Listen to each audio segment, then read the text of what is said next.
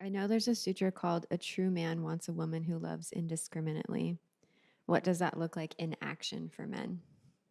One time I met this Jewish scholar, and he said, uh, you're too free for most men's egos. So when we talk about real alpha, a real alpha would be a man who wanted his woman in full expression in every single way she could possibly be, because he would have the confidence that he didn't need to legislate who she is as a human being in order to manage and control her. So then a woman who loves indiscriminately, um, the person who's at the end of my love letter, for example, right? When I love indiscriminately, and presently not indiscriminately sexually, but that could happen too. But I will not relate if it's not deeply intimate, and in that intimacy, deeply erotic.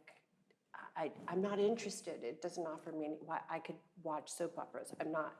So so so then a real man. Well, I don't know. A real man. It sounds more bro, but I like to sometimes be a provocateur, I guess. Erotic alpha. Yeah, an erotic alpha is he will delight in every nuance of the expression of Eros between me and another person, because he's not threatened. And he wants to see me full. He wants to see me fed. He wants to see me nourished. He wants to see me expressed. And so, and I'll also say this one other thing, and that is that there is a whole group of men who are at a different level of consciousness with their egos. You know, they're not wrapped around a membrane.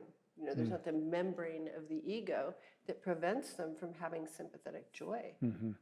You know, I dated a man for a very long time who, whenever I would feel joy, his face would express it more than mine. Mm-hmm. You know, Mm-hmm. you would just see him. Mm-hmm. Or, you know, I'd be teaching and I'd be at a tight teaching curve. You know, we wouldn't know if I would make it. And then I'd make it and you would see him like, and he was that willing to be locked into my nervous system, where we were operating as one nervous system. Well, look, if we're operating as one nervous system, why wouldn't you want this nervous system totally expressed? Mm-hmm. Oh, and to my mind, that's the highest level of consciousness, right? Where you're living in interdependence, you're in a state of the totality and merging, as opposed to the cold membrane of doctrine.